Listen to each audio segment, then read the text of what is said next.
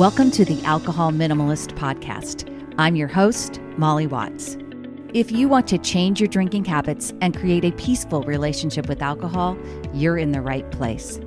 This podcast explores the strategies I use to overcome a lifetime of family alcohol abuse, more than 30 years of anxiety and worry about my own drinking, and what felt like an unbreakable daily drinking habit. Becoming an alcohol minimalist means removing excess alcohol from your life so it doesn't remove you from life. It means being able to take alcohol or leave it without feeling deprived. It means to live peacefully, being able to enjoy a glass of wine without feeling guilty and without needing to finish the bottle. With science on our side, we'll shatter your past patterns and eliminate your excuses. Changing your relationship with alcohol is possible. I'm here to help you do it. Let's start now. Well, hello and welcome back to the Alcohol Minimalist Podcast with me, your host, Molly Watts, coming to you from a still sweltering Oregon. Oh my goodness, folks, it's still in the high 90s, and I anticipate this week coming ahead, we're supposed to be in the high 80s to low 90s, so it's really warm around Oregon right now, and hey, I'm really not complaining.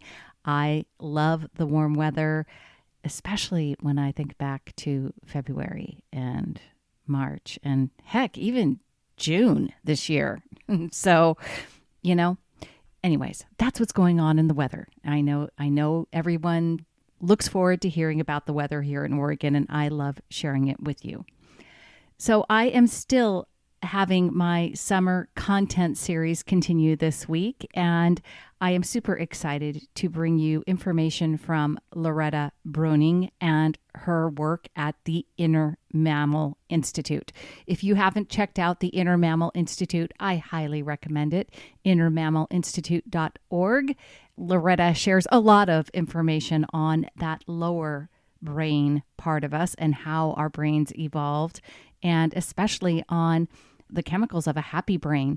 And in this video, this is a YouTube video that I've captured the audio from. She's sharing 5 ways to increase joy in your life. And she's talking specifically about some of the chemicals, those neurotransmitters that are responsible, like dopamine and serotonin and endorphin and cortisol and one more. What am I forgetting? Yes, oxytocin. So in this brief conversation, actually it's a little bit longer than the others that I've been sharing, but it's so great. This very instructive piece of content from Loretta Breuning. She shares kind of the underlying reasons of those background of the happy chemicals in our brains, right? And all of the evolution from our inner mammals, and then share some ideas on how you can have a more realistic and adult perspective on how to generate those feel-good hormones without outside elements, and how to really just understand what your brain is looking for, right? So this is a sciencey episode, definitely back to sciencey, and I am feeling really happy about that. I feel like I've been craving some science, so I always like listening to Loretta, and I will link in the show notes all of her information, her website, her books, her YouTube channel, her podcast, so that you can learn more about the Inner Mammal Institute if you are so inspired. And I will be back very soon, if not next week, the week after. I have been working on some great content, including Step 1. So this podcast is coming out on Wednesday, August 3rd, and now is the time. Step 1 is launching, and if you are an early adapter, if you've signed up to be on the Step 1 waiting list, and you do that at www.mollywatts.com/step1 altogether, now you can go and sign up for the offer now. The introductory period offer is from now until August 14th, because really I just wanted to honor the people that had already signed up for early information on Step 1 from now until August 14th, 2022. Go check it out, www.mollywatts.com/step1, and learn more. Get excited. I'm just really thrilled about what I have come up with. I think it's going to be a fantastic option for people.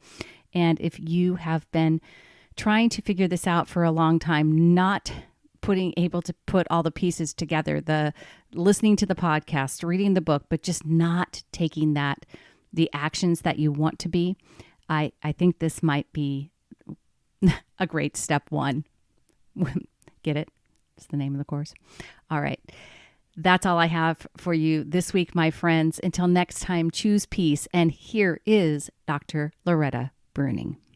Hi, I'm Loretta Breuning, author of Habits of a Happy Brain, Retrain Your Brain to Boost Your Serotonin, Dopamine, Oxytocin, and Endorphin Levels. I'm going to explain 5 ways to increase your joie de vivre, your joy of life. And these 5 ways just happen to fit 5 different chemicals: dopamine, serotonin, oxytocin, endorphin, and then how to relieve stress, because relieving stress is the biggest source of joy from the animal brain's perspective, stress being another chemical, cortisol. So let's start right in with dopamine. Dopamine is the chemical most immediately associated with the feeling of joy. Now, this is not the definition of joy that you're hearing in the modern communications, because we've sort of confused psychology with religion, and people want to think that they have a higher spirituality and that that's the source of their happiness. And so dopamine is a chemical found in animals. When you know what turns it on in animals, you can see like, oh yeah, that is what turns it on in people, but it's not higher spirituality. So this information may be a bit uncomfortable, but try it on and I think you'll see how it works for you. Needless to say, I'm not saying that we should act like animals or have lower values, but we have to be honest about the brain we have in order to manage it well.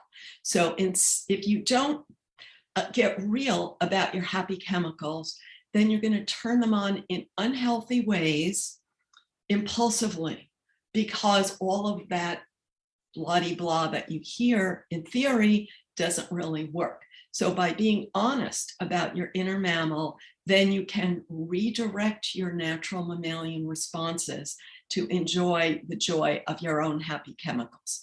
So dopamine is actually turned on by something new and improved. Now, an animal has to look for food all the time or it will starve to death. And dopamine is the feeling of, oh, wow, I found something that meets my needs. So in the animal world, it's pretty hard to meet your need for food. And that's why animals and our human ancestors were happy just when they found food. But in the modern world, food is easily available, and anything you already have does not spark your dopamine. You want something new.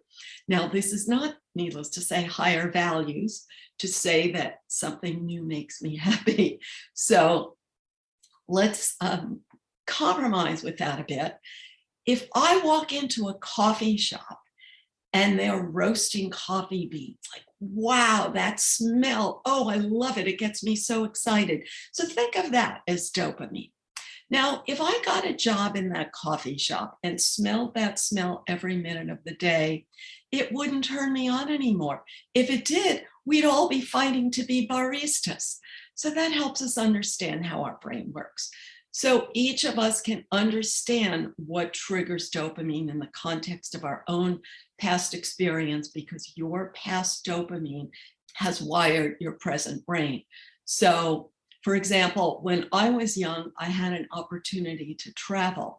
And when I think about my next trip, that turns on my dopamine. I can't wait. I immediately get the anticipation of reward, which is what turns on dopamine. Now, we all have circuits for anticipating reward, and that's what turns on our dopamine.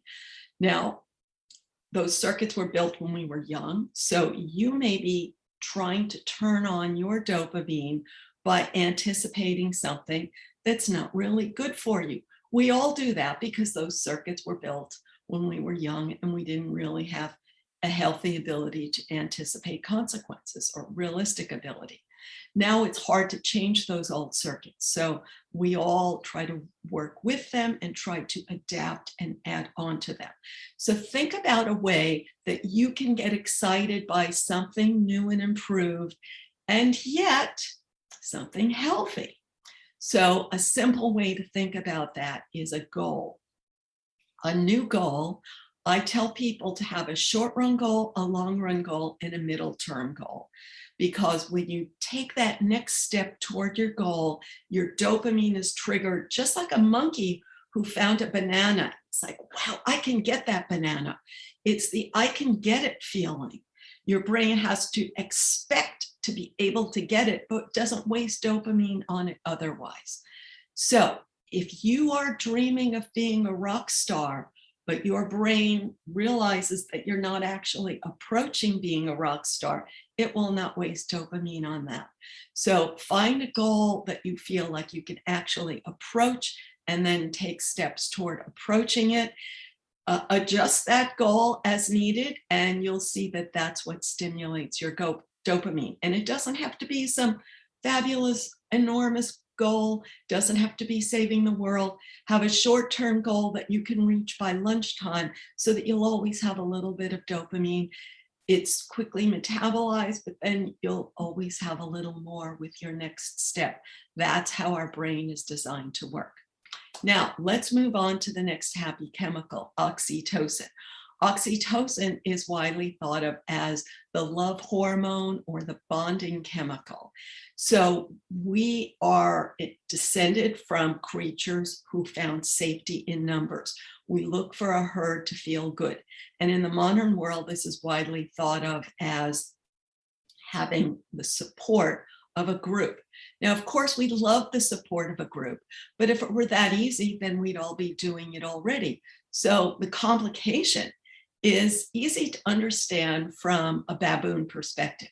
So baboons actually spread out when there's no predator, because spreading out makes it easier for them to find food. So we modern humans are not as tribal as our ancestors. We would rather spread out than follow the herd every minute. Now, baboons stick together as soon as they see a common enemy. And in the modern human world, it's the same. A common enemy is what bonds us. So as you go through your day, think about the people that you're talking to. They're always talking about their common enemy because that's what bonds people. Now, that can leave you a little paranoid, a little fearful, because all anybody talks about is enemies. That's the downside of this happy chemical. So how can you get the good feeling of oxytocin, that safety of enjoying social support, that feeling of being protected, which is what your inner mammal is really looking for? If you get it by focusing on enemies all the time or by following the herd all the time, you will suffer. Now, all of us look for oxytocin in ways that worked in our youth, because that's when our neuroplasticity is high. So that's when we build the pathways that tell us how to find it. Hey everyone, just a quick break in the show to talk with you about Sunnyside. Now, you've heard me talk about Sunnyside on the show before. I've had Nick and Ian, the founders, here as my guests. I am just so impressed with them. They are deeply mission-driven. They are building a service to help millions of people create a healthier relationship with alcohol with no pressure to quit or feel guilty. So you know they are very aligned with everything I talk about here at Alcohol Minimalist.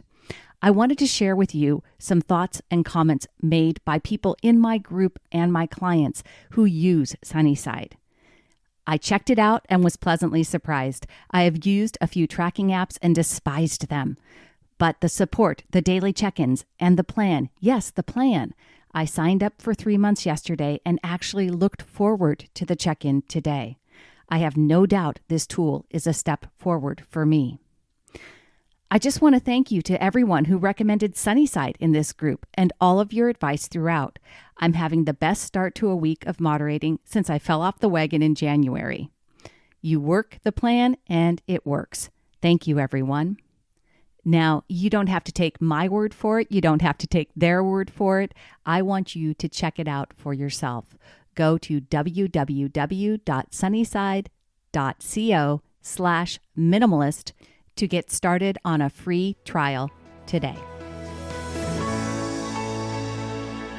So, how can you get your oxytocin, your nice feeling of being supported in a healthy way?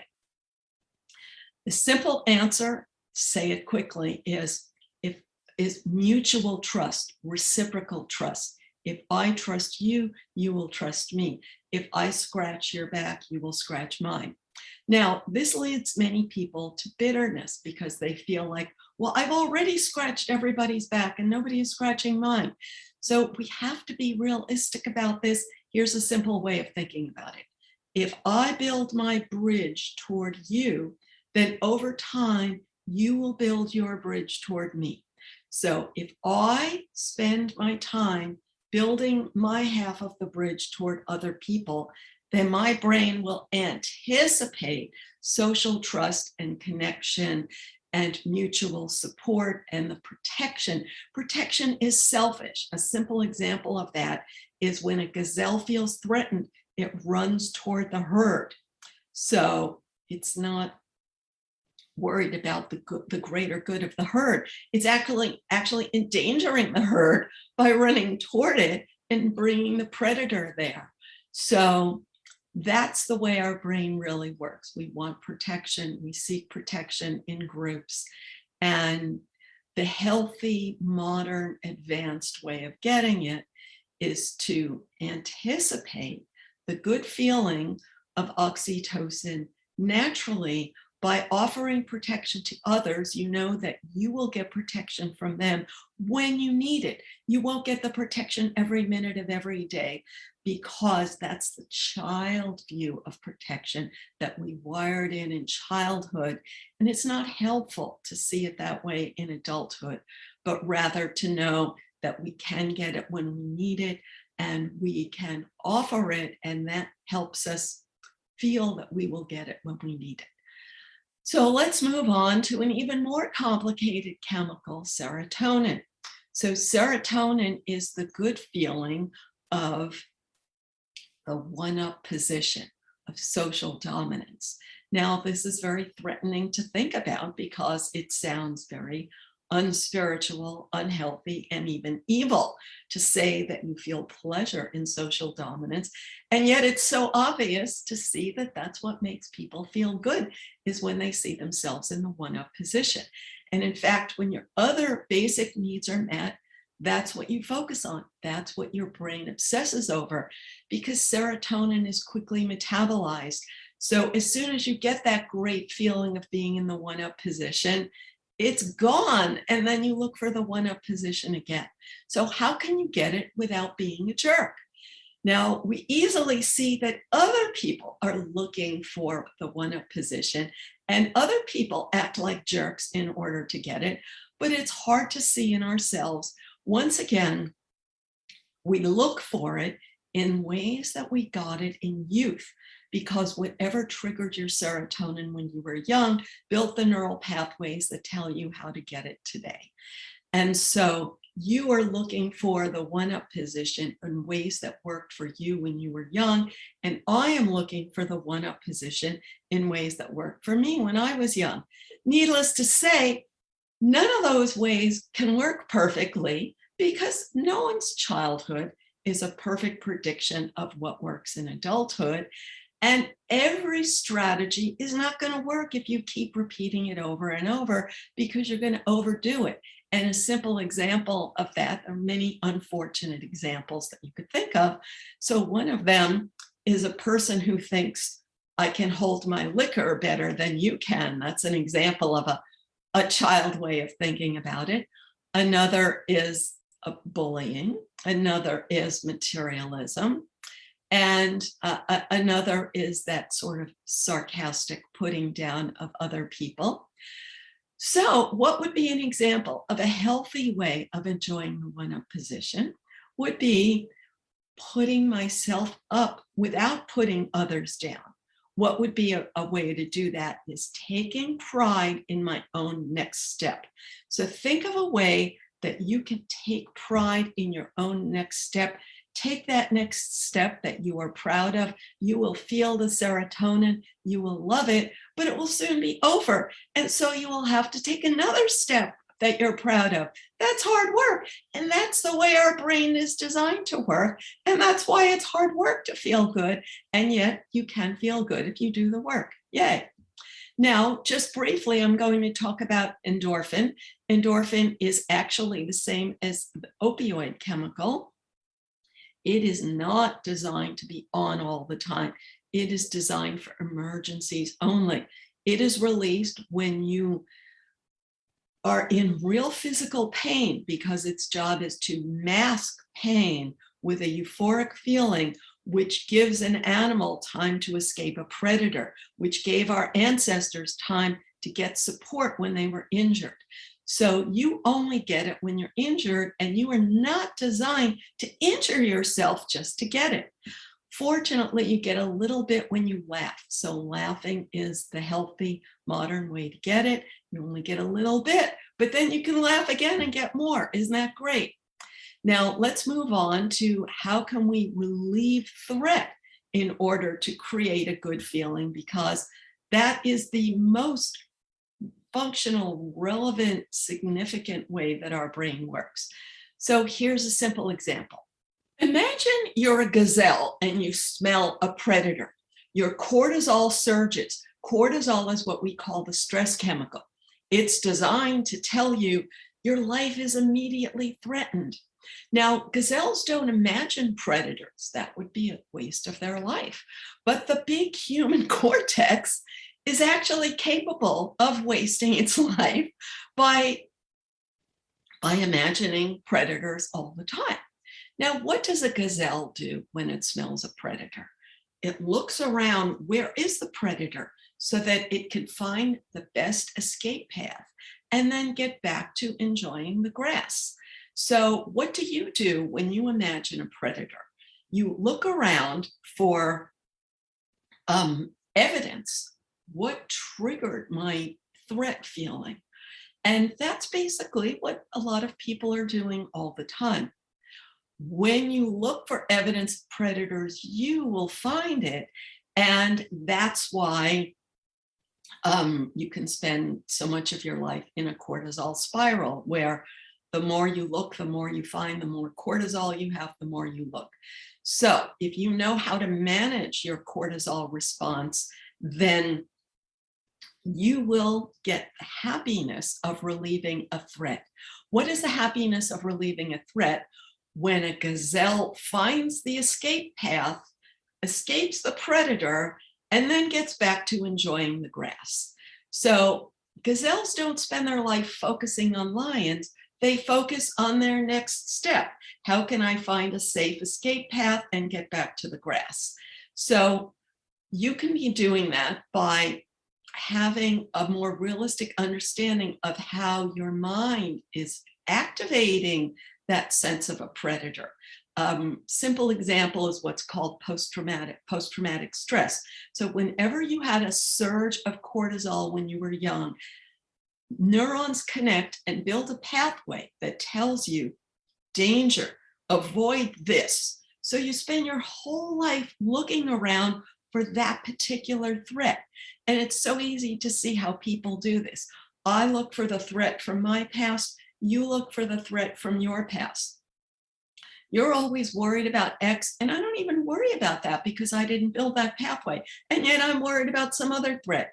This is what we humans do. So we really need to understand how we're creating our own threatened feeling.